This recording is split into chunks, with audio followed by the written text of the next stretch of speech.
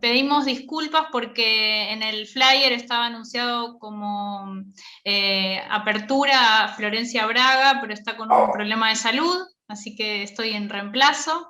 Yo soy Carolina Oliveto, soy directora de programas de ALAPA, de la Alianza Argentina de Pacientes, y damos inicio a la primera jornada nacional del grupo de Sjögren Argentina, liderado por Cintia Romero.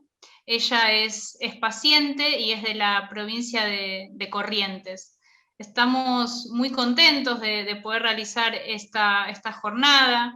El grupo está naciendo. Recién le preguntaba a Cintia, bueno, ¿qué fecha? Me dice, y en julio, el 4 de julio comenzó el grupo, es muy, muy nuevito, y estamos muy contentos de poder ser quienes alojamos a tantos grupos de pacientes con enfermedades poco frecuentes que necesitan esto, ¿no? Un acompañamiento, un seguimiento, un apoyo para poder ir creciendo, y obviamente siempre apuntamos a que estos grupos en un futuro sean asociaciones de pacientes formalmente constituidas, pero creemos y trabajamos mucho en pos de generar los grupos de pacientes, que cuando hay un paciente con una patología que quiere agruparse y crecer y educar a la sociedad y visibilizar las patologías, que podamos ser nosotros, los que tenemos un poquito más de experiencia,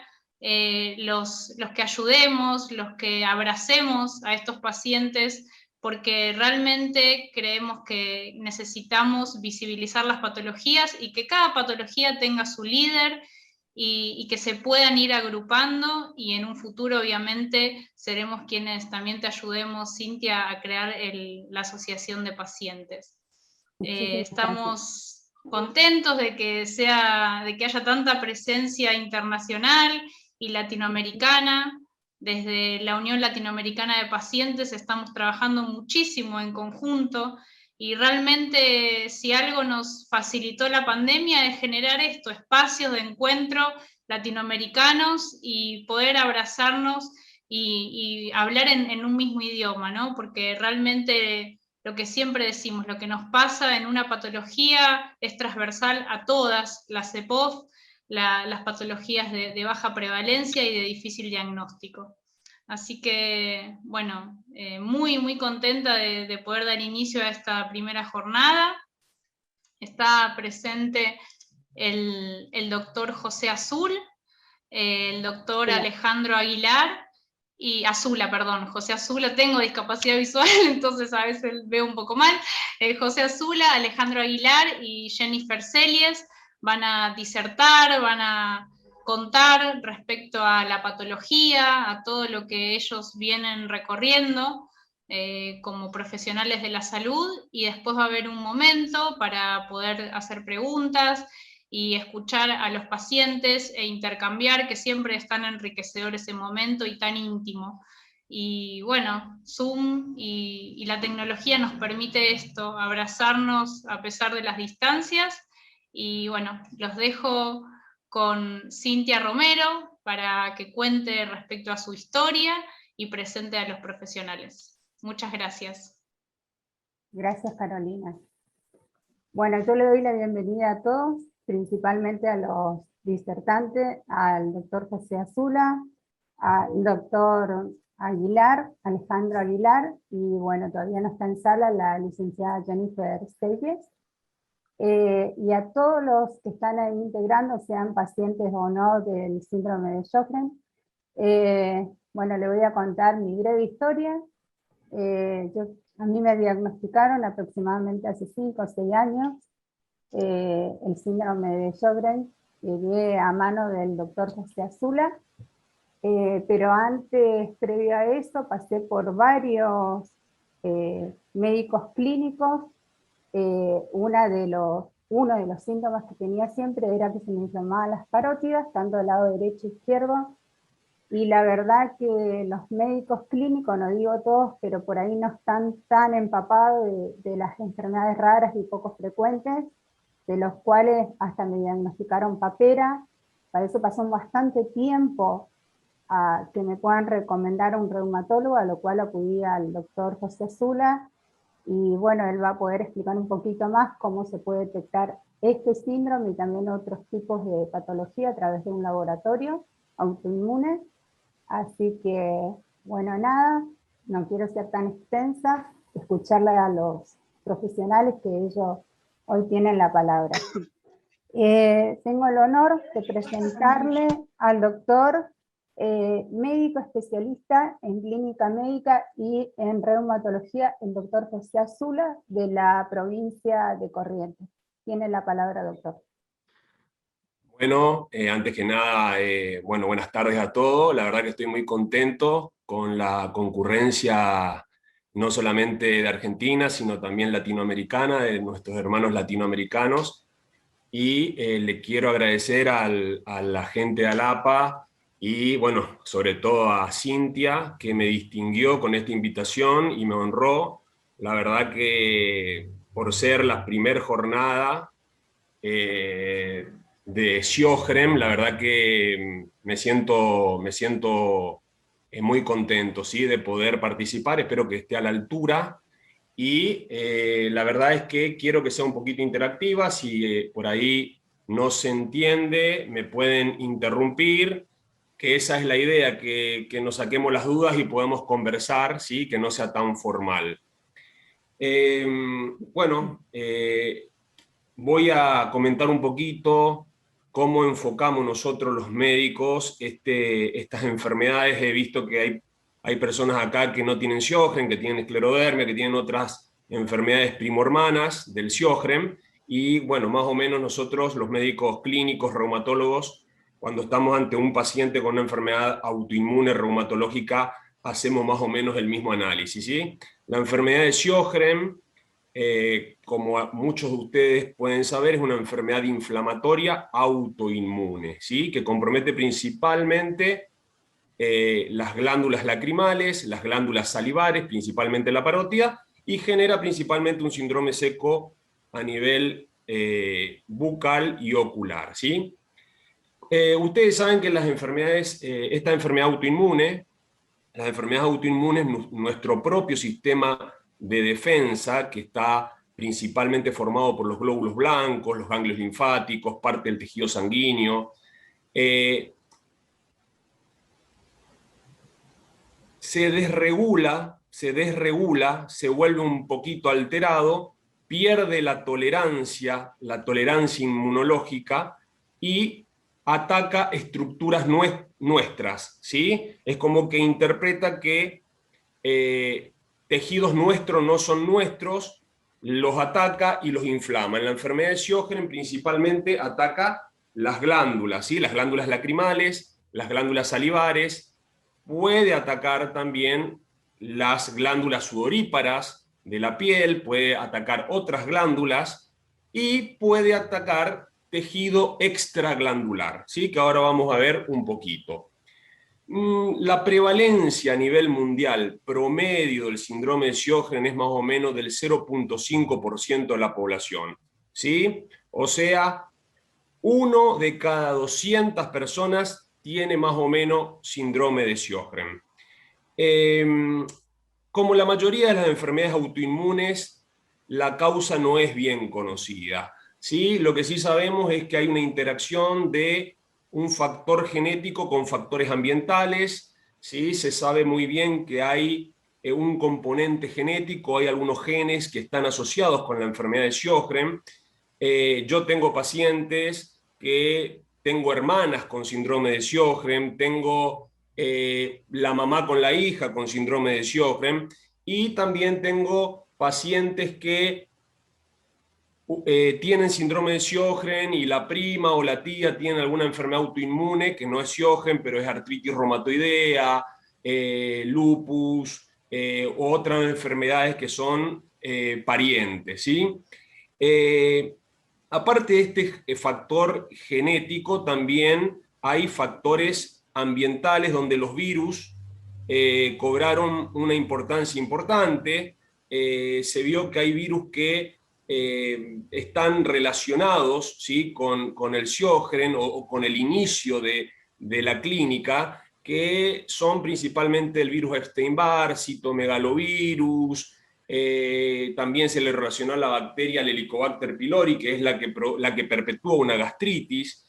Hay en Japón un virus muy endémico que es el HTLV, y se vio que este virus está presente en el 30% de los pacientes con síndrome de Sjögren de Japón. Entonces, bueno, estos virus también tienen un rol. La parte hormonal, el síndrome de Sjögren se da tiene una relación de cada 9 mujeres, un hombre tiene síndrome de Sjögren, o sea que esto nos obliga a pensar de que el factor hormonal también juega un rol importante. También se vio que los hombres que tienen Sjögren son hombres que tienen bajo nivel de andrógenos, o sea que las hormonas masculinas estarían actuando como protectores, ¿sí? Y también se relacionó un poco con los estrógenos, con las prolactinas, que son hormonas predominantemente femeninas. Lo que sí no tiene la relación hormonal tan directa como el lupus, ¿sí? En el lupus sí se sabe que el embarazo aumenta la intensidad de la enfermedad, que el consumo de anticonceptivos aumenta la intensidad de la enfermedad, ¿sí? No así, esto no pasa con la enfermedad de Sjögren, o sea que si bien hay un compromiso hormonal, no está tan relacionado como el lupus eritematoso sistémico. Bueno, en resumen, con respecto a la causa del Sjögren, podemos decir que sigue siendo desconocida. Si bien hay estos factores que están implicados, sigue siendo desconocida. Con respecto a la enfermedad, ¿sí?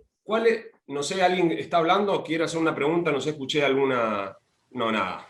Bueno, con respecto a la enfermedad cursa típicamente con compromiso de sequedad de boca, ¿sí? Con sequedad ocular, compromiso de boca y compromiso de ojos. Con respecto al compromiso de boca, es el síntoma más frecuente en los pacientes con Sjögren, ¿sí? Que se quejan de una boca seca, ¿sí? En realidad, la infiltración de estos glóbulos blancos a nivel de las glándulas salivares, principalmente a nivel de la parótida, generan una disminución de la secreción salival, y esto va a llevar a que haya una boca seca, y esta boca seca va a llevar a que el paciente por ahí no siente el gusto, siente como una boca arenosa, necesidad de tomar agua cada rato. También la saliva tiene un rol bactericida, un rol protector para infecciones. Entonces, estas personas van a tener mayor frecuencia de infecciones dentales, de caries. Con respecto a otras manifestaciones, también es como estaba contando Cintia, que ella comenzó con aumento de la tumefacción a nivel parotidio. Esto puede ser unilateral, bilateral, puede ser habitualmente es dolorosa, ¿sí? Y siempre que hay un aumento de la tumefacción parotidia, siempre por ahí es un signo de alarma para nosotros los reumatólogos, y después lo voy a explicar por qué. Le sigue en frecuencia el compromiso ocular, que la verdad es que no voy a ahondar en esto porque, bueno, ahora nos va a detallar el doctor Aguilar, nos va a ilustrar con el compromiso ocular. Y no solamente hay compromiso de ojos, de boca, también hay compromiso de piel, ¿sí? Compromiso musculoesquelético. Los pacientes con síndrome de Sjögren pueden tener los síntomas generales, cansancio, febrícula, fiebre. Nosotros vemos, obviamente porque somos reumatólogos, que la mayoría de los pacientes con Sjögren tienen manifestaciones musculoesqueléticas, ¿sí? En realidad, las manifestaciones musculoesqueléticas del Sjögren no son tan agresivas como la artritis reumatoidea, ¿sí? Son manifestaciones que no son destructivas, ¿sí? Que no son deformativas, ¿sí? Generalmente cursan con dolores articulares, puede ser las manos, los pies, en la rodilla, pero habitualmente no generan ninguna limitación de los rangos de movilidad, y no le va a generar una discapacidad musculoesquelética, siempre y cuando el paciente tenga un síndrome de Sjögren, lo que llamamos primario. ¿Por qué? Porque sabemos que hay síndrome de Sjögren asociados a otras enfermedades reumatológicas. La más frecuente es la artritis reumatoidea. El 30% de los pacientes con artritis reumatoidea tienen síndrome de Sjögren secundario, y esos pacientes sí van a tener compromiso articular, pero no por el Sjögren, sino por la artritis reumatoidea. El compromiso musculoesquelético en el Sjögren es cerca del 90%. Aparte de esto, también las personas con síndrome de Sjögren tienen compromiso de piel, ¿sí? Tienen por ahí mucha picazón, porque al haber no tener una buena secreción, no tener una buena sudoración, la piel es seca y eso le lleva a picazón. Pueden tener fotosensibilidad. ¿Qué es la fotosensibilidad? Es una reacción exagerada al sol. Se exponen al sol y se pone la piel como roja, como inflamada, y después hay manifestaciones un poco más graves en el síndrome de Sjögren, que son como picaduras de mosquitos en los miembros inferiores, lo que se llama púrpura, lo que se llama vasculitis leucocitoclástica. Son inflamaciones de los vasitos sanguíneos que pueden llevar a nódulos, a úlceras, y eso ya me hablaría de un compromiso de la enfermedad mucho más intenso. Otro de los tejidos que compromete el Sjögren es el compromiso pulmonar. No compromete habitualmente la vía aérea, ¿sí? Compromete un poquito más que la población normal, la vía aérea, lo que produce una broncoespasmo, pero la manifestación más importante, y que nosotros los reumatólogos o los médicos clínicos siempre estamos atentos, es al compromiso del pulmón. Son manifestaciones de inflamación de una estructura del pulmón que se llama intersticio pulmonar, ¿sí? Por eso nosotros los pacientes con síndrome de Sjögren siempre le preguntamos si le falta el aire, si tiene tos seca, ¿sí? Le escuchamos el pulmón en cada entrevista. ¿Por qué? Porque ante el menor indicio de compromiso pulmonar le tenemos que solicitar una tomografía y una evaluación de la función pulmonar. Y esto es muy importante. ¿Por qué? Porque el tratamiento precoz de esa inflamación pulmonar es muy exitoso, ¿sí? Y el compromiso no tan rápido me va a llevar a cicatrices pulmonares, y ese pulmón se me puede volver un poquito rígido, lo que se llama, me puede llevar a una fibrosis pulmonar. Entonces, esto es muy importante, ¿sí? Porque uno de los tejidos blancos de las enfermedades reumatológicas, principalmente la enfermedad de Sjögren, es el pulmón, ¿sí? Hay diferente tipo de intensidades del compromiso pulmonar, pero siempre la tenemos en cuenta al compromiso pulmonar, y siempre el interrogatorio dirigido y el examen físico pulmonar debe ser obligado en este tipo de pacientes. En realidad en todos los pacientes con enfermedades reumatológicas autoinmunes. Otro compromiso es el tejido sanguíneo. Los pacientes con síndrome de Sjögren, un 20% de los pacientes tienen glóbulos blancos bajos, ¿sí? Un 25% tiene anemia. Esa anemia es por una disminución en la producción de glóbulos rojos por inflamación crónica, ¿sí? Que no mejora ni con hierro ni con ácido fólico, ¿sí? Esa anemia mejora mejorando la intensidad de la enfermedad. Bueno, que disminuyan las plaquetas en la enfermedad de Sjögren nos lleva a pensar de que el paciente tiene que tener una enfermedad asociada como el lupus, porque la disminución de las plaquetas, la verdad que no es habitual en la enfermedad de Sjögren. Otro tejido que puede comprometer el síndrome de Sjögren es el aparato digestivo, ¿sí? Y en realidad, acá lo que en realidad no lo compromete, sino generalmente tienen enfermedades asociadas del hígado, ¿sí? Enfermedades autoinmunes asociadas, que se llaman hepatitis autoinmunes, ¿sí? En un porcentaje, 10-15% de los pacientes con enfermedad de Sjögren tienen una enfermedad autoinmune del hígado. Es por eso que nosotros en los controles periódicos de laboratorio siempre le pedimos hepatograma, ¿sí? Para evaluar si ese hígado está inflamado o no está inflamado. Ahora justamente tengo una paciente internada con compromiso del sistema nervioso central, ¿sí? El sistema nervioso es otro órgano de choque de la enfermedad de Sjögren. ¿Es frecuente? No, no es frecuente. No es frecuente, pero puede comprometer, ¿sí? Puede producir compromisos que se llaman neuritis, ¿sí? Neuritis de algún nervio. Esta paciente en particular tuvo una neuritis del nervio óptico, ¿sí? Comenzó con dolor de cabeza de un lado, comenzó a perder la vista, se fue al oftalmólogo, el oftalmólogo no lo podía poner nombre y apellido, se terminó haciendo una resonancia al cerebro, tenía inflamación y ahora está internada.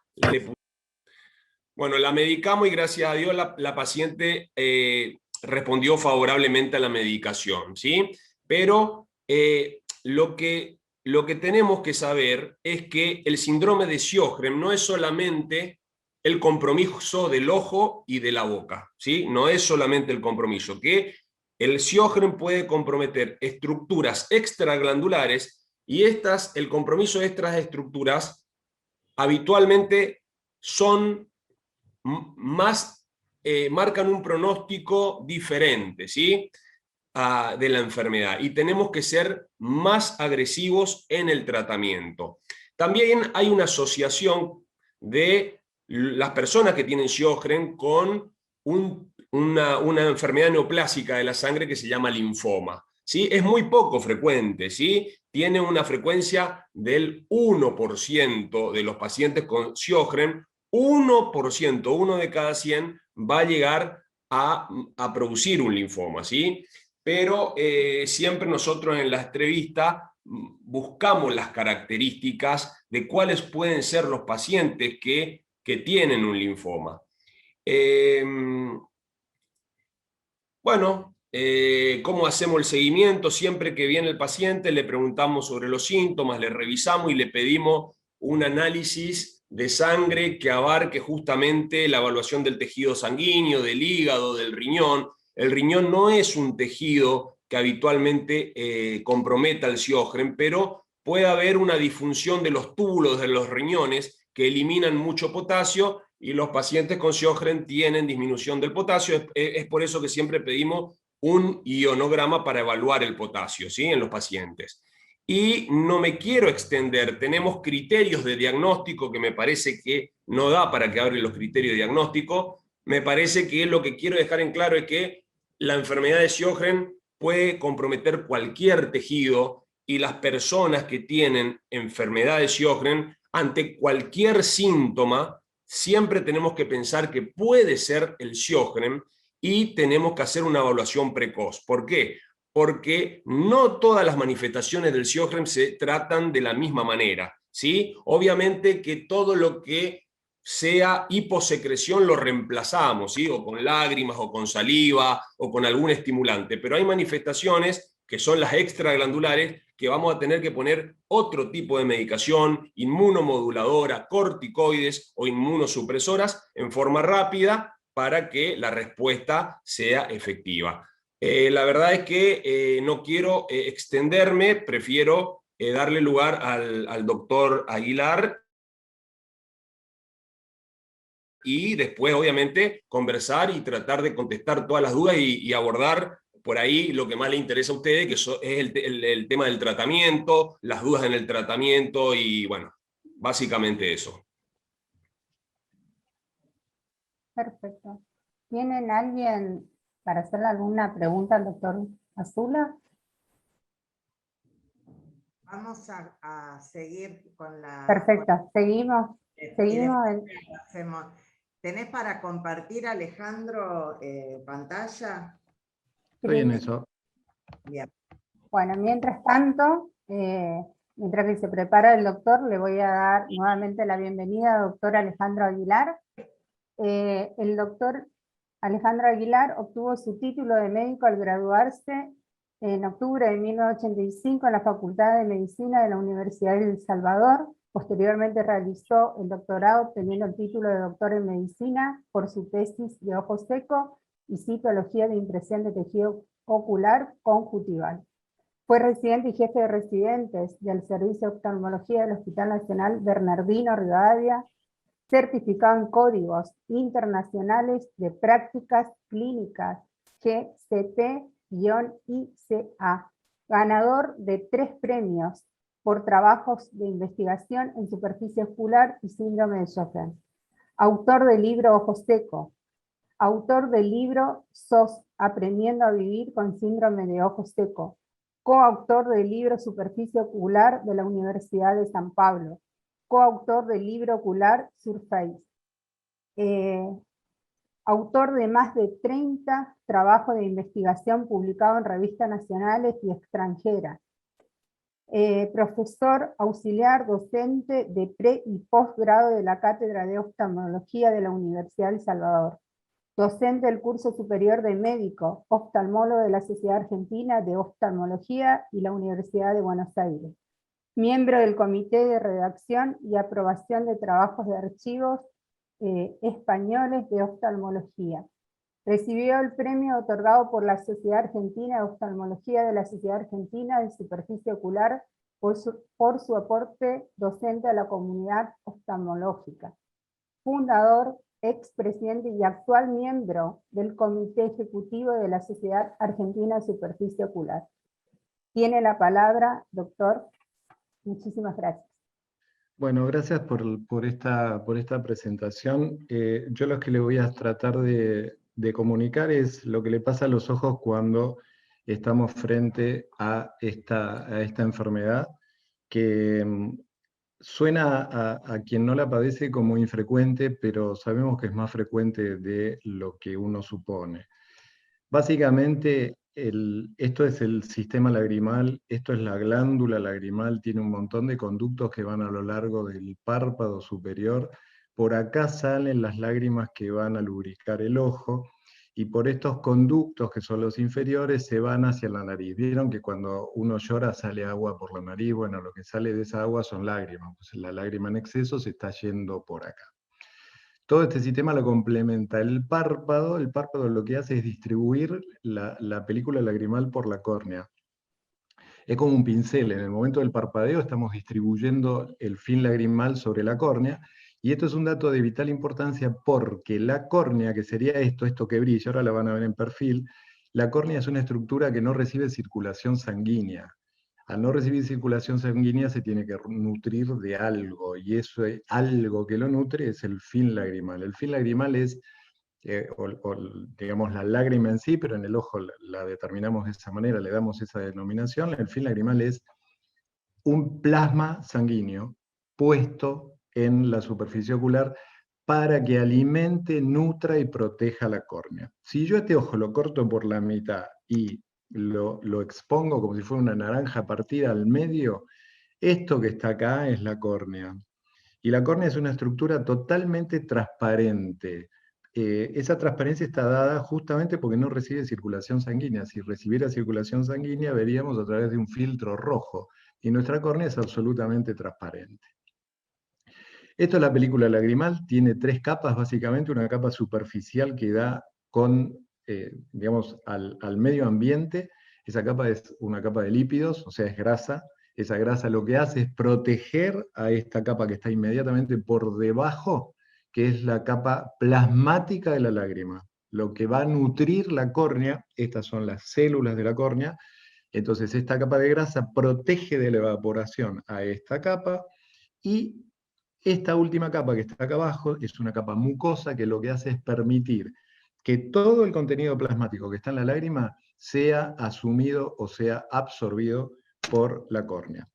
En condiciones normales, cuando la córnea o la superficie ocular se da cuenta que hay poca lágrima, ese darse cuenta lo determina el cerebro. Entonces la información le llega al cerebro, el cerebro estimula la glándula lagrimal produce lágrimas y el ojo se mantiene lubricado.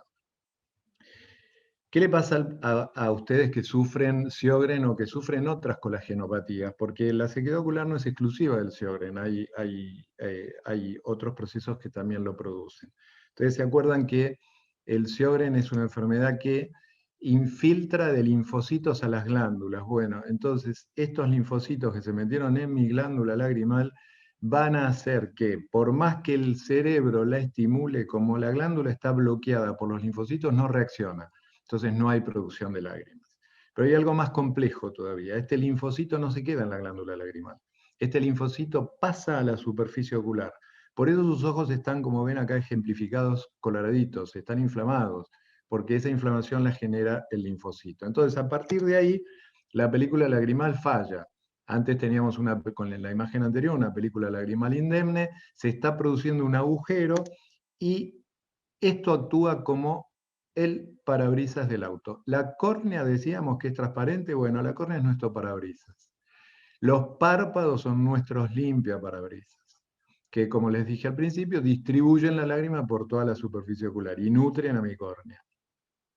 Todos sabemos lo que sucede cuando uno prende el limpiaparabrisas con el vidrio seco, se raya y pierde transparencia. Entonces, en condiciones normales, con un film absolutamente indemne, esto funciona fantástico y vemos muy bien y no tenemos problemas. Ahora, cuando sucede la pérdida de la lubricación, empezamos a generar con el mismo párpado, hay un montón de cosas más, pero se los quiero hacer lo más gráfico que puedo. El mismo párpado empieza a raspar y a generar problemas. Esto es una imagen gigantesca que nosotros obtenemos con el microscopio de un ojo. Esto es la pupila, esto es el iris, lo que le da color al ojo, y si ustedes ven acá, esta capita que se ve acá, esto, que sigue y se continúa por toda la circunferencia, eso es la córnea. Este ojo tiene una córnea perfecta, una córnea indemne, una córnea hipersaludable, y por eso yo puedo ver todas las estructuras que están por debajo.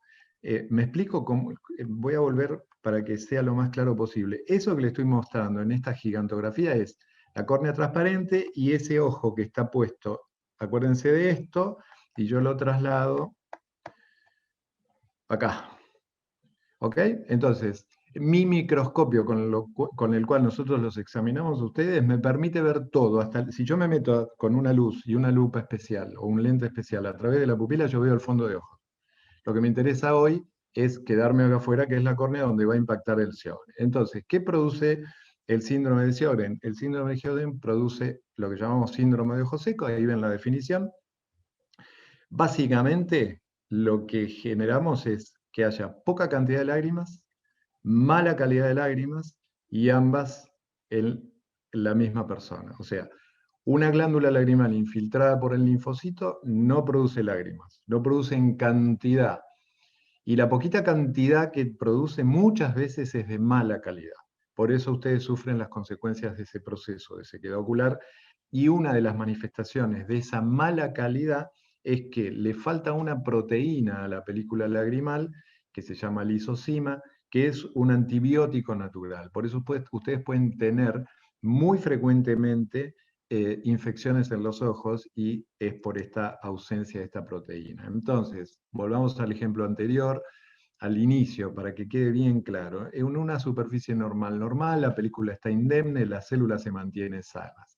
Empieza a fallar todo este sistema, las células se dañan, si falla del todo se genera un agujero, este es el agujero, las células de la córnea quedan expuestas, como ven acá en más aumento, y eso genera daño, y ese daño lo vemos nosotros con un microscopio. Este ojito es un ojito de un pacientito con Sjögren, que tiene daño en el tejido corneal justamente porque su córnea está expuesta, porque no hay película lagrimal que la proteja. Y esto altera, yo les decía que estas células de la córnea expuestas, esta es una citología de impresión, que es un estudio por el cual yo investigué muchísimo este tema. Esta citología, estas son las células normales que hay en el tejido ocular. Todas estas globulosas de este colorcito púrpura son las células normales cuando la película lagrimal está indemne. Cuando aparece este agujero, eso se transforma en esto. En una superficie totalmente anómala, no existe ninguna célula de estas características. Este tejido está totalmente alterado. Y esto es lo que nosotros tenemos que devolver a ustedes como pacientes la salud de esta estructura. Si nosotros logramos devolver la salud de esta estructura, ustedes mejoran muchísimo su cuadro. Y les decía que el párpado es nuestro parabrisas, es lo que distribuye la lágrima sobre los ojos, y cuando el ojo se seca, nosotros lo podemos ver en el microscopio. Esto es un párpado, estas dos imágenes son esta parte del párpado. Nosotros damos vuelta el párpado superior, colocamos un colorante, en este caso un colorante verde, en este caso se llama lisamina, en este caso un colorante violeta que se llama rosa de Bengala, y lo que vemos es esta tinción. Esto no debería producirse, esto debería estar limpio. Esta tinción, ¿por qué se produce? Porque esta área está friccionando la córnea. Entonces, imagínense que ustedes tienen una lija en esta mano y esa lija se la pasan en esta otra. Esta mano pobrecita que está siendo afectada por la lija se está dañando y se está lastimando. Bueno, este es el efecto lija que el párpado en un ojo seco produce sobre nuestra córnea. Eso lo vemos nosotros con este aparato. ¿Vieron que le decimos ponga la pera acá? Bueno, ustedes ponen la pera ahí, yo estoy de este lado, los oftalmólogos estamos de este lado, mirando a través de este objetivo, que es esto es un microscopio. Y ustedes ponen la pera acá y apoyan la frente acá arriba. ¿Vieron que le decimos apoye la pera acá, apoye la frente, no te muevas de la frente? ¿Por qué? No porque queremos que estén incómodos, pues si se mueven de ahí, perdemos foco. ¿Y qué vemos? Vemos esto. Esto es la película lagrimal. Esto es el fin lagrimal normal. ¿Ven esta franja que está marcada con este cuadradito? Bueno, todo esto es la película lagrimal normal. Esto es normal, esto es un fin lagrimal estable, indemne y totalmente saludable. Y esta córnea que ustedes ven acá arriba está perfecta. Esto sería esto, con otro aparatito que después se los voy a mostrar, podemos medir exactamente en milímetros cuántos milímetros tiene esto. Esto es normal. Y esto es un ojito que no tiene fin lagrimal. Fíjense que prácticamente no existe. Entonces, si comparamos esta imagen con esta otra, esta es la de este ojo. Este ojito no tiene fin lagrimal. Nosotros hacemos a su vez, y ustedes seguramente cuando el reumatólogo les pide, mire, vaya a ver al oftalmólogo y llévele esto, y en ese papelito dice rosa de Bengala. Bueno, este es el rosa de Bengala. Nosotros colocamos una gotita y vemos cómo tiñe. El rosa de Bengala no tiene que teñir la superficie ocular. No tiene que demostrar ningún efecto de colorante sobre la superficie ocular. Cuando el rosa de Bengala tiñe es porque esa superficie está seca, y acá está tiñendo la parte blanca del ojo, que se llama esclera, y por arriba de la esclera, donde están estos vasitos sanguíneos, esto se llama conjuntiva, y está tiñendo también la córnea. Esto es un grado de sequedad ocular importante. Y eso se expresa con otro colorante, que lo que nos muestra es todo este puntillado, es el efecto de la fricción del párpado, y estos son las famosas queratitis. Deben haber oído más de una vez cuando sus médicos oftalmólogos le dicen, mira, estás con un poquito de queratitis. Bueno, la queratitis es esto es lo que vemos nosotros, o sea, con este aparatito. Bien. El otro estudio que van a ver, que sus reumatólogos le piden, se llama BUT. BUT quiere decir break-up time. El break-up time no es más que el tiempo de ruptura de la película lagrimal. Cuando nosotros tenemos el ojo cerrado y lo abrimos, en ese momento de apertura, la lágrima, el fluido lagrimal tiene que permanecer en las grandes ciudades por lo menos 5 segundos, con el ojo abierto. Si nosotros logramos mantener 5 segundos la película lagrimal sobre la córnea, esa córnea está protegida. Fíjense lo que sucede en un paciente con Sjögren. Esto es, ni bien abrió el párpado, al segundo inmediato ya se empieza a ver. ¿Ven que acá no hay ninguna coloración negra? Bueno, acá empiezo a ver esa coloración negrita. Bueno, acá se rompió la película lagrimal y se rompió al primer segundo. A medida que va pasando el tiempo, esto se va ampliando, se amplía, se amplía, se amplía. Esto al segundo, para que sea normal en un ojito que no sufre de ojo seco, tendría que verse recién a los 5, esta a los 5, pero en una persona que tiene Sjögren, esto aparece en el primer segundo. Y si uno lo amplía, esta zona negra que está acá, es esa córnea expuesta que yo les mostraba en los gráficos, donde está el agujero y la córnea, el tejido corneal está sufriendo. Eso lo vemos con este aparatito que se llama Tearscope. Bien, el otro estudio que el reumatólogo les va a pedir se llama test de Schirmer. Y el test de Schirmer consiste en colocarles esta bandita de papel sobre el borde del párpado inferior, pedirles a ustedes que miren hacia adelante, que traten de no cerrar el ojo. ¿Y qué es lo que mide el Schirmer? Mide cuánto se humidifica esta bandita de papel, que es un papel de filtro estandarizado y especial. Tiene importancia en el síndrome de Sjögren cuando yo coloco esto, lo dejo actuar, veo cuánto se humidifica, y después les hago un pequeño estímulo nasal con un cotonete, un algodoncito o algo. ¿Por qué? Porque normalmente en ustedes que sufren Sjögren, lo que está muy alterado es la secreción refleja. La secreción refleja lagrimal está bloqueada por los linfocitos, por la invasión que tuvo esa glándula lagrimal. Entonces, cuando eso sucede, la glándula no tiene respuesta refleja. Esa respuesta refleja la damos con ese estímulo nasal. El té de Schirmer tiene esa sola importancia. De per se, como digamos, test solo, no tiene mucha importancia, porque lo único que me está mostrando es que el ojo está mojado. Ahora, un ojo mojado no necesariamente está lubricado. Ustedes pueden llorar a mares, pueden llenar un balde de agua de lágrimas llorando, pero no necesariamente por ese llanto su ojo está lubricado y protegido. Bien, y tenemos equipos muchísimo más sofisticados que nos permiten hacer un análisis absolutamente ultra microscópico de lo que está sucediendo y en una altísima definición. No me voy a meter, pero quiero que vean sí simplemente que esto, que no se ve con ningún equipo y se ve con estos aparatos, son las glándulas de secreción que hay en el párpado. Acá las ven en el párpado inferior. Normalmente esas glándulas son estas líneas, esas líneas tienen que estar totalmente rectas y en esta disposición, y fíjense que acá no, hay un agujerito. Bueno, esto también pasa, lo mismo acá arriba, acá hay un agujero, acá hay más, eso pasa en este síndrome. Y se acuerdan que les decía que la capa acuosa de la lágrima era un fluido plasmático lleno de nutrientes y proteínas. Una de las proteínas más importantes, ya se los mencioné, pero se los vuelvo a mencionar para que quede bien firme, es la llamada lisozima, que es un antibiótico natural que tiene la lágrima. Eso lo medimos con este estudio que se llama proteinograma. Cuando la lisozima baja, y es típico en las personas que sufren de síndrome de Sjögren, están más predispuestos a las infecciones y por eso muchas veces ustedes se infectan más seguidos. Bien, ¿qué podemos hacer de nuestra parte? Bueno, el tratamiento, esto es sumamente importante. Toda fuente de calor, toda fuente que emita viento, toda fuente que esté en un lugar cerrado, aumenta la sequedad en los ojos por aumento de la evaporación. Entonces, ¿por qué les pongo acá el horno? Porque me ha pasado muchas veces que yo les pregunto, bueno, ¿a usted le gusta cocinar? Fantástico, venga acá. Cuando me dicen que les gusta cocinar, los invito a mi casa. Pero, ¿por qué les pongo el horno?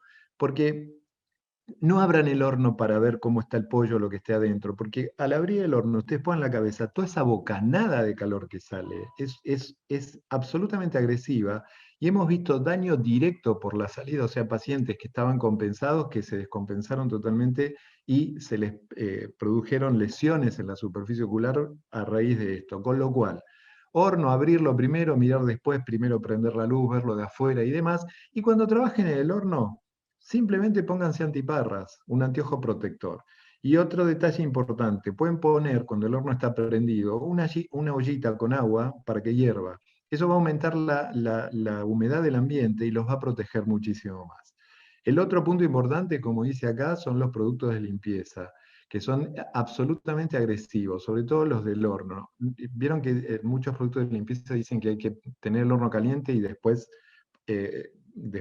utilizarlos. Bueno, a veces cuando uno ni bien los coloca, eso salta hacia afuera y son muy agresivos. Entonces, el ambiente es fundamental para protegerse. Usen antiparras, usen anteojos de sol, no se expongan a corrientes de aire. La peor calefacción es la calefacción por aire, seca terriblemente los ojos, y a veces uno no se da cuenta que el ojo está seco. Cuando ustedes perciban que su boca está seca, el ojo está seco automáticamente y en forma paralela. Y es más fácil darse cuenta que la boca se secó que el ojo. ¿Qué le damos además nosotros? Bueno, lubricantes, ya conocen todo esto. ¿Por qué le pongo son los mismos? A veces nosotros prescribimos un medicamento, llegan ustedes a la farmacia y le dicen, mire, tengo esto que es igual. No. Cuando el oftalmólogo les indica un lubricante, compren ese lubricante. ¿Por qué? La sustancia activa puede ser la misma, pero los conservadores y los excipientes son totalmente diferentes de un producto con otro. Y hay muchos conservadores y muchos excipientes que son agresivos y que son, a largo plazo, pueden ser perjudiciales para la superficie ocular. Usamos inmunomoduladores, lo típico es la ciclosporina. Tratamos de no usar corticoides, que sería el segundo escalón. ¿Por qué no los corticoides? Podemos usarlos por cortos periodos, pero no usamos corticoides por periodos largos porque producen dos problemas por largo tiempo. Pueden producir glaucoma, o sea, aumento de la presión ocular, o pueden producir cataratas. Colirios biológicos utilizamos muchísimo, el sorautólogo, que deben haber escuchado mencionarlos, quizás sus oftalmólogos se los prescribieron, el sorautólogo tiene una utilidad enorme para esto.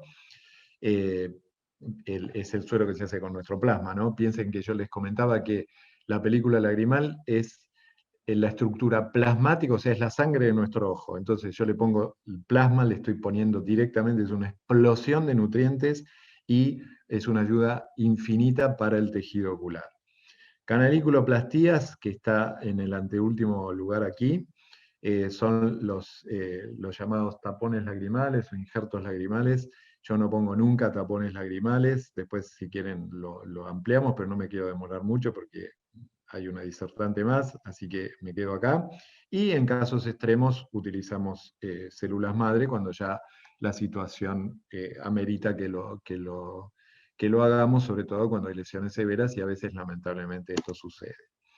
Bien, esto no viene acá, así que listo, los dejo acá, termino acá, así podemos seguir con el espacio de tiempo. Creo que terminé justo a tiempo, sí, o capaz que me pasé un cachito, y después las preguntas creo que van al final. Gracias. Gracias, doctor. Bueno, ya está en la sala, le doy la bienvenida a la licenciada en Psicología y sexóloga clínica, Jennifer Selles. Imparto talleres para ALAPA, otras asociaciones de pacientes, y atiende consultas individuales y de pareja también. En caso de necesitar un espacio para hablar de dudas respecto a la sexualidad, hay un espacio gratuito a todos aquellos que lleguen a través de ALAPA. Bienvenida, Jennifer, y tené tu espacio. Gracias. Bueno, muchas gracias. Gracias, Cintia, por la presentación. Buenas tardes a todos, a todas, y bueno, gracias también por permitirme compartir este espacio con los profesionales que estuvieron presentando acerca del síndrome. Tengo para compartir pantalla.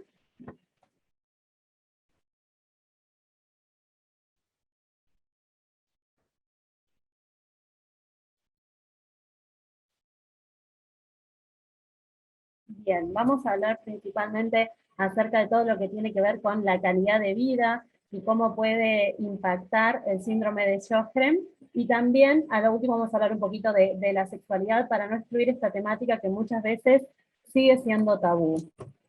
Bien, un poco como para conectar esto que vamos a plantear ahora con aquellos que estaban planteando los profesionales recién.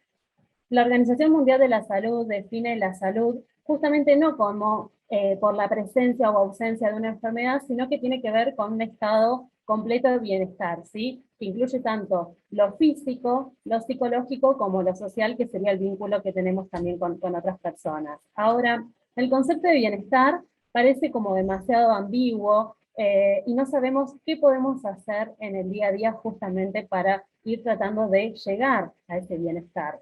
Y con respecto a la salud mental, si bien hay distintas acepciones, me gusta esto de pensar como que son dos polos en un continuum, ¿no? Y que nosotros a lo largo de la vida vamos a ir fluctuando entre un espacio y el otro. En distintos momentos quizás nos vamos distanciando, pero está bueno no pensarlo como una cuestión más estructural o fija, sino pensar esto, ¿no? Que distintos hechos de nuestra vida nos van a ir llevando hacia un lado y hacia el otro, pero no solo los hechos, sino también cómo nos tomamos determinados acontecimientos. Obviamente que en ese fluctuar entre lo que se consideran como trastornos mentales y la salud mental, vamos a tener algunos factores protectores que nos van a llevar hacia ese estado de salud mental y otros factores de riesgo. Pero, digo, distintos acontecimientos nos van a estar manteniendo entre esos polos. Digo, no nunca uno está ni totalmente de un lado ni totalmente del otro, sino que tiene que ver con conceptos más dinámicos.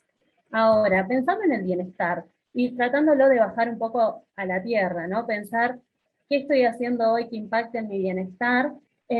Acá se me ocurrieron alguna serie de preguntas que nos podemos ir realizando, que tiene que ver, por ejemplo, qué actividades gratificantes realizo, ¿sí? Porque muchas veces nos damos cuenta que estamos en esto del deber ser, y estamos constantemente que tenemos que hacer esto, tenemos que hacer lo otro, y no hay nada de eso que experimentemos placer, ¿sí? Y cada persona va a disfrutar de una manera diferente, digo, quizás saliendo y sentándome un ratito en el balcón, ya con eso, de alguna forma en el día siento que hice algo que me gustaba, y también pensar qué otras cosas me ocupan, además del diagnóstico, ¿sí? Porque digo, también es fácil que en esos momentos, y además cuando tenemos una situación de dolor, de fatiga, se empieza a volver un poco el centro de nuestras vidas. Entonces también activamente buscar nuevos intereses, nuevos espacios para que compitan, ¿no? Un poco hay una frase muy, digo, coloquial que usamos esto de no poner todos los huevos en la misma canasta. Digo, bueno, para mí la salud mental muchas veces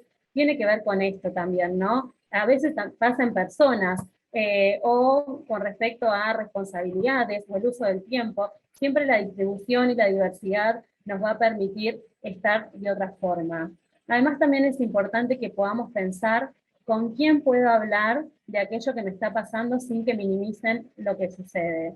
Tengamos en cuenta que el síndrome de Sjögren tiene muchos síntomas que quizás a simple vista no se ven. Entonces puede que nos digan, pero te ves bien, parece que estás bien, y sin embargo a veces no es lo que estamos necesitando que nos digan, ¿no? Porque uno por dentro, bueno, sí, pero tengo dolor, tengo fatiga, entonces tenemos que ir encontrando con aquellas personas que podamos hablar, que sintamos que no están, quizás, y no con una mala intención, pero sí justamente para ayudarnos en esa situación, hacer como que no nos pasa nada cuando en realidad sí nos está pasando mucho. Además también ver cómo manejo los hechos cotidianos estresantes. Digo, estresores tenemos a lo largo de toda la vida, y cuando hablamos a veces de estrés, quizás lo primero que pensamos es en grandes cambios, en duelos. Sin embargo, hasta cuestiones de cómo estamos manejando la economía, el tráfico para ir a trabajar, todo eso también son estresores diarios que, de acuerdo a los recursos que tengamos como para poder enfrentarnos a eso, pueden ir impactando en ese estado de bienestar. Y también qué tipos de metas nos proponemos, ¿sí? Porque digo, cualquiera de los extremos en ese sentido nos puede afectar al bienestar. O no tener metas, aunque sea a mediano plazo, pero también tener metas irrealistas, o digo, a veces también que no sean flexibles. Tenemos que tener en cuenta que quizás hay en algunas cuestiones que tengamos que ir haciendo algunas adaptaciones, y la flexibilidad que nos permitamos para justamente cambiar algunas metas que teníamos, o cambiar los plazos, porque esto también es fundamental en la fatiga, empezar a reconocer nuestros nuevos tiempos y no exigirnos quizás como si en otro momento rendíamos. Ahora bien, yendo al impacto en la calidad de vida, más allá de que pueden aparecer en cada persona distintos síntomas, aún en dos personas que aparezcan síntomas similares, cada uno lo va a vivenciar de forma muy diferente, porque el significado que le demos al síndrome va a depender también de nuestra historia, de nuestros vínculos, del momento en nuestra vida en que nos diagnostiquen. Entonces, cada persona lo va a transitar de una forma muy distinta. Ahora, ¿por qué se considera que el momento del diagnóstico para muchas personas puede implicar una gran cantidad de estresores? Porque cuando hablamos de estrés, implica que algo supera las capacidades que tenemos para adaptarnos a esa situación. Ahora, eso también puede verse potenciado, obviamente, como decimos, cada persona lo puede tomar distinto, porque justamente pueden verse afectados los recursos físicos, o sea, lo que nuestro cuerpo podía, y psicológicos para esa adaptación. Ahora bien, cuando hablamos del proceso de enfermar, que también muchas veces ha sido mencionado como la odisea diagnóstica, tiene que ver con el momento en que empiezan a aparecer los síntomas hasta que tenemos el diagnóstico. Y este periodo se vive con mucha incertidumbre, ¿no? Porque van apareciendo quizás o síntomas confusos, o van apareciendo, va siendo tratado por distintas especialidades, y de alguna forma no entendemos qué nos está pasando, o también cuando esto es secundario, que ya veníamos con algún otro tipo de enfermedad, como puede ser artritis reumatoidea, es otra vez como otra cosa más a mí, digo, empieza esta pregunta, ¿no? ¿También me va a pasar esto? Entonces, todo esto va llevando a cierta incertidumbre hasta que podemos llegar a ese diagnóstico. Por eso, a muchas personas, quizás el hecho de saber qué les sucede, les genera un alivio postdiagnóstico. Se hicieron algunas experiencias respecto a cómo fueron transitando todo el proceso diagnóstico de personas con síndrome de Sjögren, y lo que decían es que quizás este alivio tenía que ver con que, por ejemplo, cuando han ido a guardias, les han manifestado, por ejemplo, que estaban exagerando, o no les han creído, o creían cuestiones que era todo psicológico. Entonces, el hecho de que esto tenga nombre y apellido, a veces en algunas personas puede generar ese alivio como, bueno, ya sé lo que tengo, conozco otras personas que están pasando por lo mismo.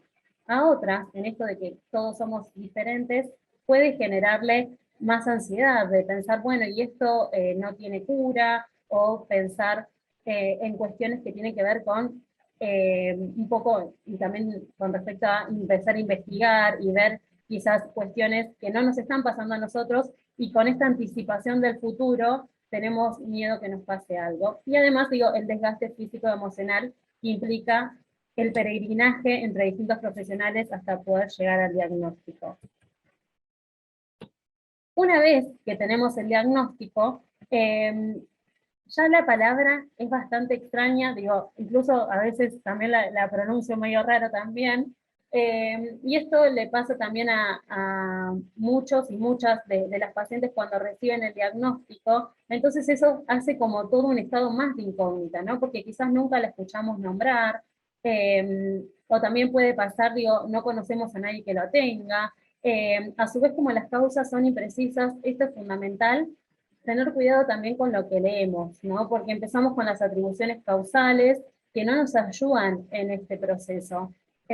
Seguramente conocen la frase que estoy bastante en contra de: el cuerpo habla lo que la mente calla, lo que la boca calla, y que tendemos a culpabilizarnos de todo lo que nos sucede, y ese tipo de posturas no nos ayudan a transitar o a realizar las conductas que más nos beneficiarían justamente para nuestro estado de salud. Y además, digo, tampoco en ese sentido, en cuanto hay causas imprecisas y que todo es multicausal, atribuirlo todo a cómo yo me tomo los acontecimientos, o lo que hice o lo que no hice, o los acontecimientos que me pasaron, no suele ayudarnos. Obviamente que todo esto va a depender de la comunicación que tengan con los profesionales de la salud. En ese sentido, cuanto mejor y más fluida sea la comunicación, esto se empieza a bajar, porque digo, esto de considerar la enfermedad como una incógnita, en la medida en que tenemos información, se empieza a diluir y empezamos a entender de qué se trata. Por eso es fundamental esa fluidez en la conversación. Ahora, si eso no existiera, ahí sí empieza a surgir este aislamiento, porque quizás como nadie sabe de qué se trata y me preguntan, ay, ¿de qué se trata? Cuando digo que tengo el síndrome de Sjögren, me preguntan de qué se trata y sé que tengo que empezar a explicarlo, quizás prefiero no contarlo y quedármelo. Entonces eso va llevando a cierto aislamiento. Y también, digo, en la medida en que no cuento con la información suficiente, si es que no se generó esa conversación fluida con los profesionales de la salud, se van generando expectativas irreales de curarnos, y de ahí que sea tan importante los espacios como el que generaron hoy, para que se difunda la información, y también incluso para invitar a personas que sean parte de nuestro entorno, porque qué importante que en ámbitos laborales y todo también sepan lo que estamos transitando, ¿no? Y que y también un poco incentivar a que las personas, si quieren saber qué nos sucede, que también investiguen. Digo, no siempre tener la responsabilidad de ser uno que tenga que estar contando absolutamente todo. Digo, de alguna forma es importante generar ese rol activo, porque también genera más cansancio que nadie, digo, se ocupe en buscar esa información, ¿sí?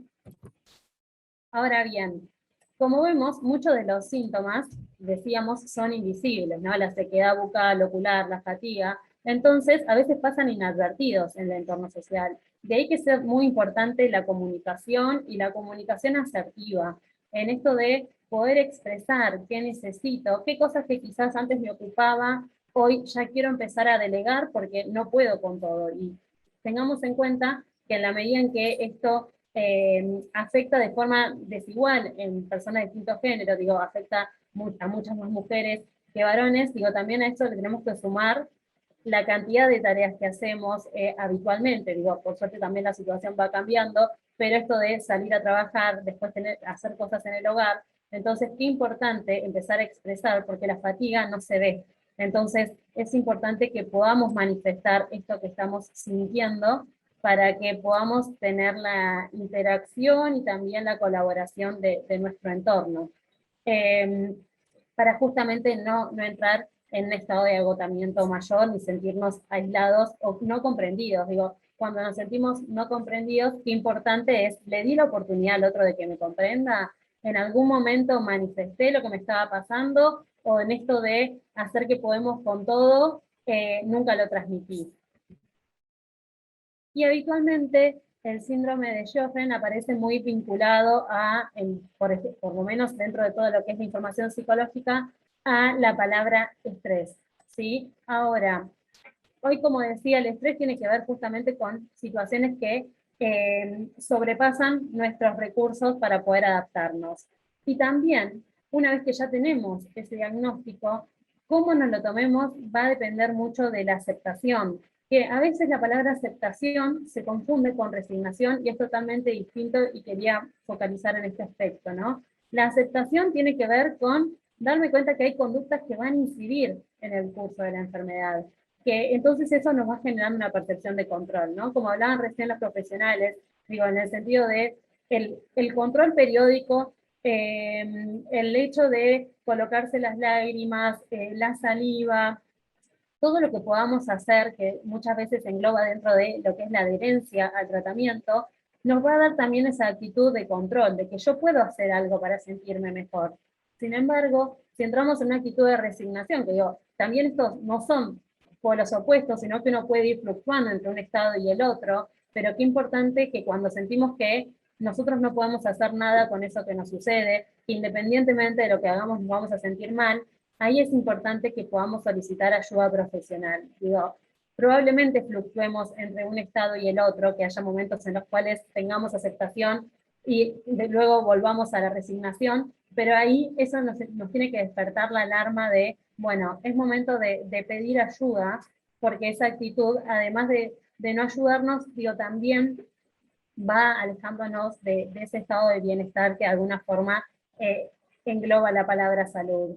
Y también esto, ¿no? Como qué importante el trabajar con la información, y con la información directa de los profesionales de la salud, porque eso nos va a permitir tener expectativas realistas y también ver qué podemos hacer, qué no podemos hacer para estar mejor, y también ver de nuestros antiguos intereses, qué podemos seguir sosteniendo, qué adaptaciones quizás necesitemos, y también en la búsqueda de nuevos intereses, ¿no? Pensaba cuántas de las personas que están hoy acá presentes, que conforman distintas asociaciones de pacientes, quizás previo al diagnóstico nunca se hubiesen imaginado estar acá, y han encontrado en esto también una nueva meta, ¿no? Que es ayudar a otras personas que están en la misma situación, pero también en difundir el diagnóstico.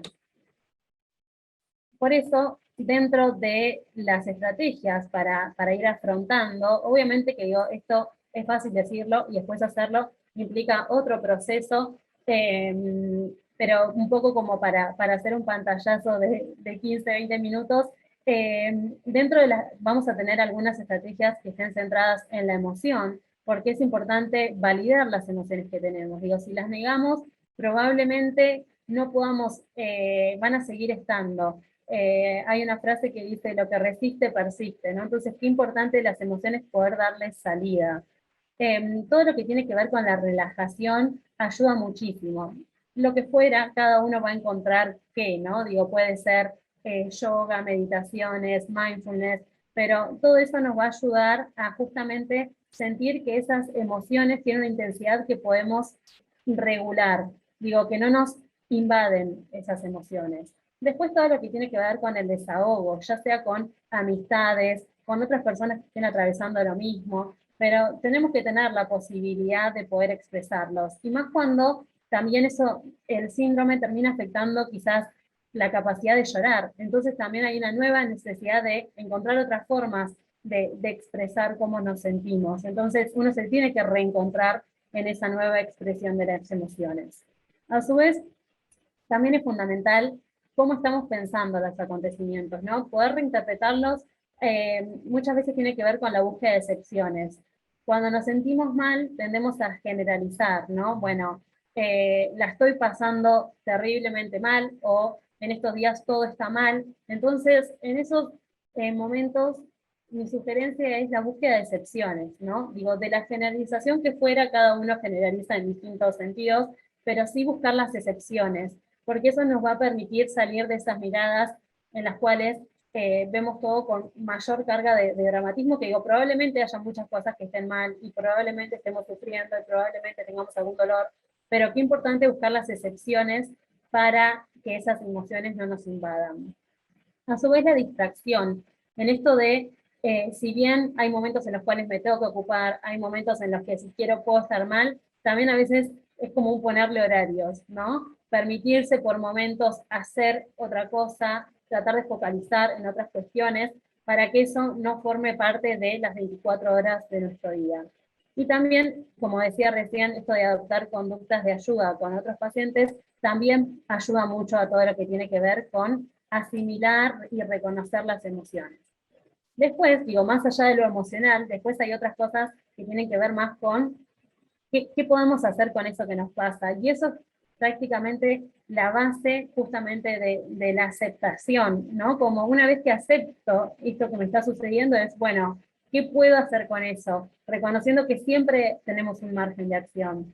Entonces, si bien la idea, como decía, no es esto, no hay que culpabilizarse, sí aceptar la responsabilidad que tengo de hoy en más a qué tipo de conductas puedo tener que ayuden, seguir las recomendaciones profesionales, incluso poder conversar cuando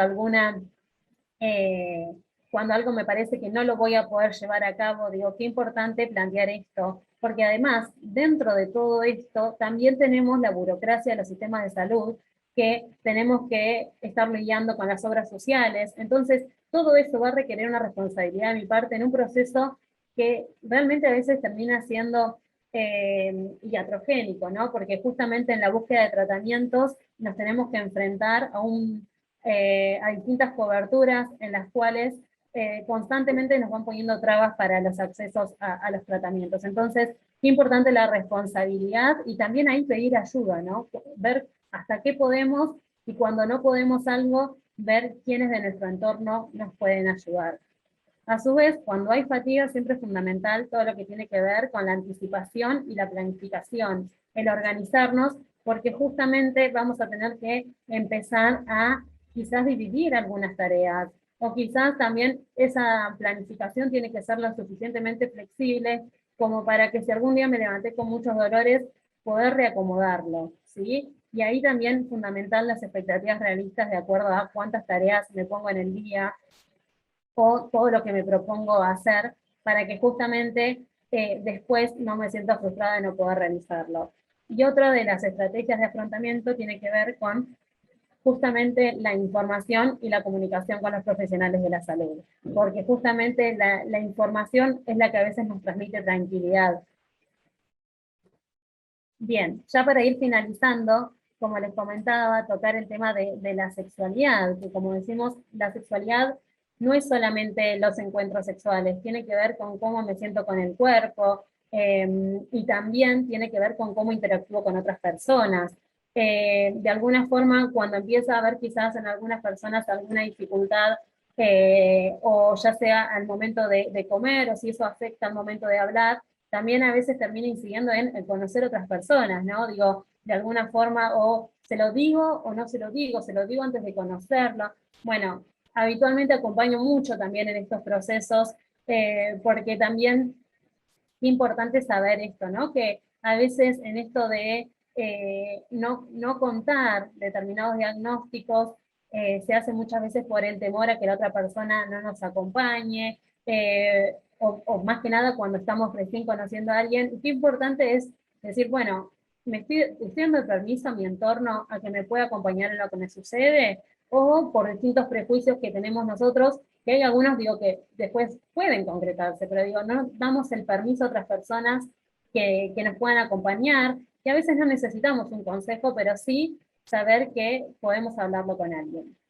Ahora bien, yendo específicamente a los encuentros sexuales, dentro del síndrome de Sjögren, lo que vamos a ver es que hay 3 factores que pueden estar incidiendo en el disfrute sexual, que tiene que ver con la fatiga, la sequedad bucal, en el sentido de también cuando vamos a besar y todo lo que sentimos, y también la sequedad vaginal. Tengamos en cuenta que lo que nos vendieron como zonas erógenas, que son aquellas partes en las cuales de alguna forma se terminan priorizando los encuentros sexuales, son justamente muchas veces las zonas que incluyen mucosas.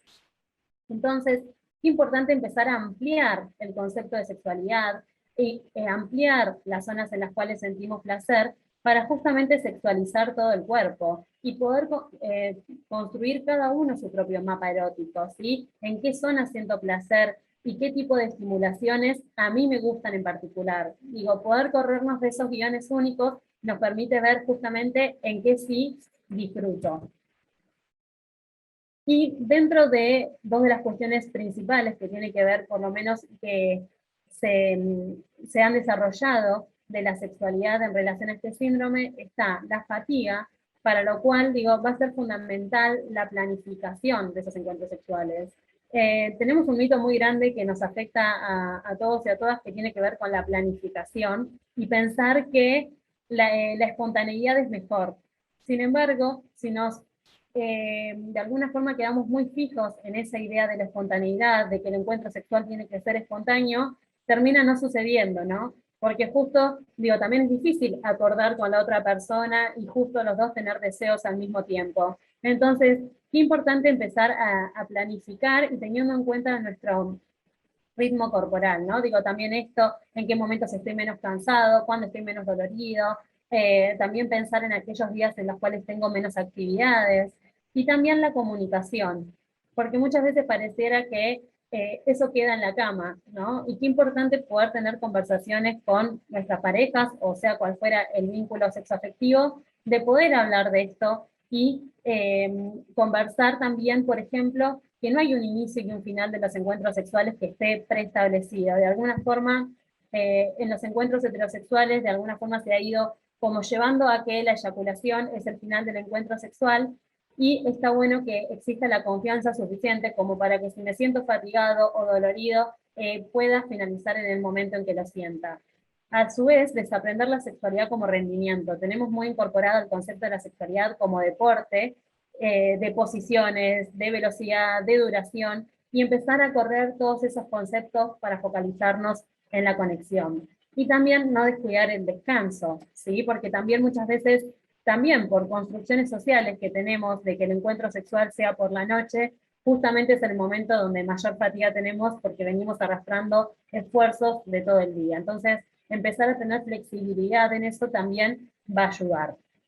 Respecto a la lubricación vaginal, tengamos en cuenta que en las prácticas penetrativas especialmente, si no hay lubricación, esto puede llevar a una dispareunia, que es al dolor al momento de la penetración, y por lo tanto deja de ser placentera. Lo importante es que así como están las lágrimas, así como está la saliva, tenemos también recursos en la sexualidad, que se pueden utilizar ya sea en el momento del encuentro sexual, como lubricantes de base acuosa. Esos son los mejores también en el sentido de, primero, si se usa preservativo, porque son los únicos que no afectan el preservativo, pero también porque estos generan muchas menos infecciones vaginales, y tengamos en cuenta que en el síndrome de Sjögren también son más habituales esas infecciones vaginales justamente por la sequedad. Y también hay humectantes, y acá esto es fundamental que destaquemos este dato, que es especiales para la vagina, ¿sí? No se puede utilizar cualquier humectante corporal para esa zona, pero vienen humectantes especiales, digo, en nuestro país existen, principalmente hoy creo que el que más se ha utilizado incluso para, no solo para este síndrome, sino también para todo lo que tiene que ver con lo que va sucediendo tanto en la menopausia como personas que están en tratamientos oncológicos y también tienen sequedad vaginal, es uno que se llama Viasec, que lo que tiene de bueno es que además de colocarlo en el momento del encuentro sexual, y que lo podemos utilizar como lubricante, también lo podemos usar como humectante colocándolo un par de veces al día, y entonces eso va ayudando justamente a recuperar la elasticidad cuando el epitelio se va poniendo más débil y hay menos vascularización, ¿sí? A su vez, si eso se pudiera colocar con masajes vaginales, que implica justamente no pasarlo así, sino justamente poder masajear la zona, eso va ayudando mucho a la lubricación y haciendo que los encuentros sexuales sigan siendo placenteros, ¿sí? Más allá de saber que obviamente no todos los encuentros necesariamente tienen que incluir penetración, pero si así lo quisieran, digo, hay recursos para ello. De todas formas, si a alguien en particular quisiera hablar de estas temáticas, sepan que hay un espacio gratuito para que puedan transmitir sus preocupaciones, sus dudas, o también, digo, información de sexualidad en general, así que me pueden contactar a cualquiera de las vías ahí disponibles, o si no, si quieren mi número de teléfono también lo puedo pasar ahí por el chat. Así que gracias por este espacio, espero no haberme excedido mucho en el tiempo.